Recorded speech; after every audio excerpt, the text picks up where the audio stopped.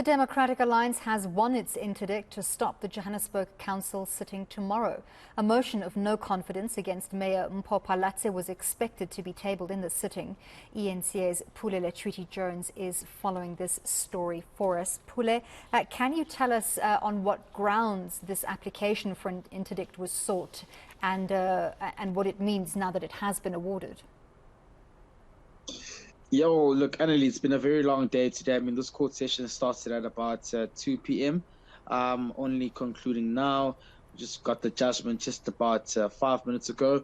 And basically, when you read the judgment, some of the important details is that this meeting has been declared null and void, and that the speaker does not have the powers, the acting speaker rather, which would have been the chairs of chairs, being Colleen Makubela, doesn't have the powers to preside over it. That's according to the judgment.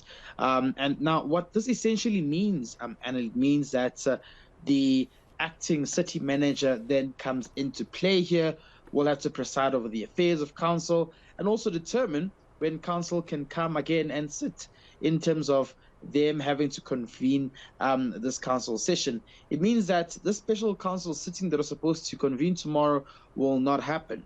And that's what it means for now. Therefore, what I've just been told, just got off the phone with some of the guys from the opposition parties saying that they are going to regroup, and it comes across as though they're expected to do something in the morning. Means there's going to be a meeting in the morning with the opposition parties to see how they take this matter forward.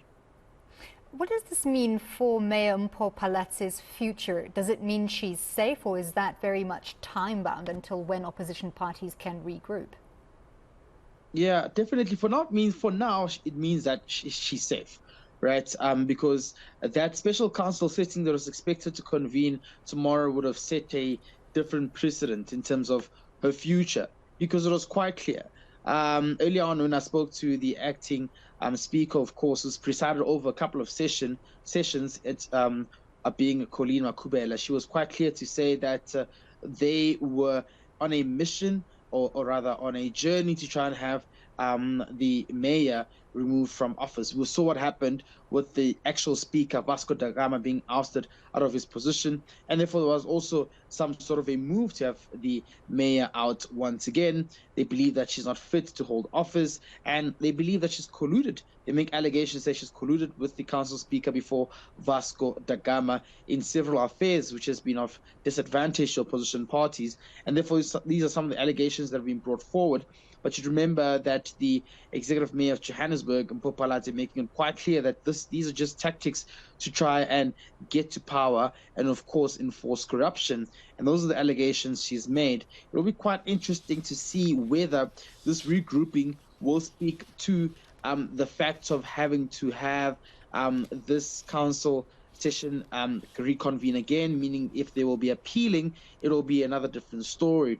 But most importantly, as far as we are concerned, as far as we understand, the opposition party has made it quite clear to say they do not want the mayor in office.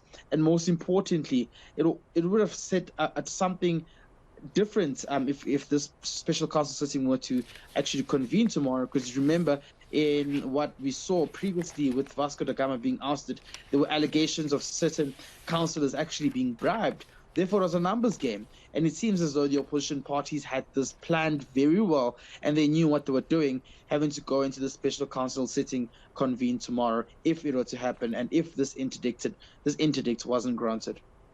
So acting Speaker Colleen Makubela accusing the DA of delay tactics by approaching the court for this interdict. Have you managed to speak to Mayor Mpho Phalatse to get her side of the story?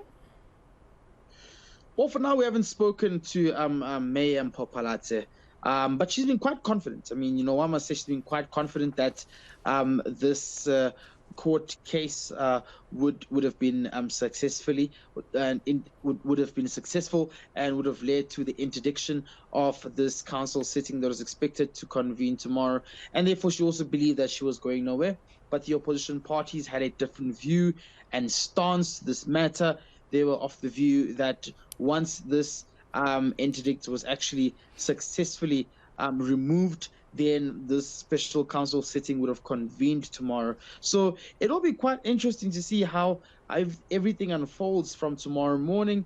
We do know that the respondent now has to pay costs as the application was dismissed. The respondent being, of course, the chairs of chairs, Colleen Makubela, and therefore, from what I've gathered after this, this judgment was actually handed down, is that opposition parties will now be going on to that phase of regrouping and see how they can come back a bit stronger from tomorrow morning. I mean, the pressure is piling up; it's game on, and it'll be quite interesting to see whether the mayor will survive another motion of the confidence when they head into the process of having a normal council sitting, which usually sits just towards the end of the month.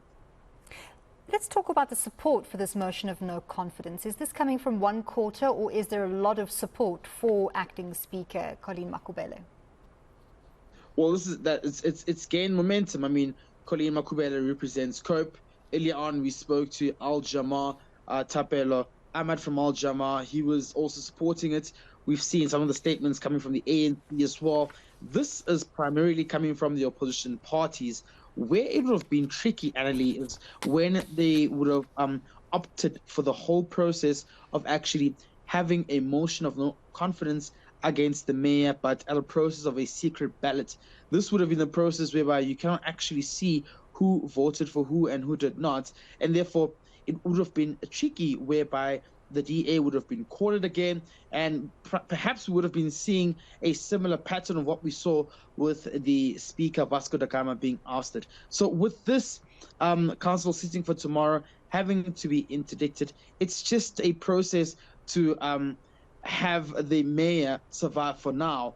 But, Colleen Makubele early on made it quite clear that even if they were to be interdicted, even if this court judgment were not to go in their favor, they would be patient enough to wait and consolidate more numbers to see how they will get that support to try gun for the executive mayor, Mpho Phalatse, come end of the month. So for now, it's just, that thing of buying time for the DA. But it's a warning. It's a warning to say what will transpire when eventually this council sitting has to convene come end of the month. It does come to show you that the opposition parties have plotted and planned this move very carefully, and they know what they're doing. They know what kind of tactics they will be pulling out, kind of cards they will be pulling out from the sleeve when they have to go into that council sitting that's expected to sit end of the month. And from what we've heard on the ground, is that they're gaining even much more power from those who are in solidarity with the DA. These are some of the councillors who are said to be had enough of what the DA has done to them, and they're willing to support the opposition parties as well. So it's a numbers game, it's a tricky game, and only time can tell from now what will happen in terms of the mayor's future in the city of Joburg. Pule, before I let you go, we know that the game of political musical chairs will always continue in the background, but what a lot of Joburg residents want to know is, will the business of the city continue in the meantime? Yeah, well, definitely. I think the mayor has made it quite clear that service delivery will not be hampered, as well as the chairs of chairs, Colleen Makubele. At the center of it all, they've said that they'll be prioritizing the needs of the Joburg residents. Quite importantly, who have suffered a lot in terms of that lack of service delivery. We've seen the conditioning of the roads as well. We've seen how there's been issues of electricity crisis in townships such as Soweto, and townships in areas such as Lenasia, in other areas such as El Rara Park. So many areas in the city of Joburg have been affected by blackouts and power cuts as well, apart from these communities being load shedded. So service delivery is something that these councillors still need to prioritize. But at the center of it all, we're seeing a different story. You and I, Annalise, see how council usually transpires, descending into chaos. We saw how the EFF previously were actually outraged by some of the decisions that didn't go in their favor. We've seen as well how the ANC would go with other opposition parties to try and, bring the council session to a halt, to a standstill. So these are some of the things that actually we are spotting.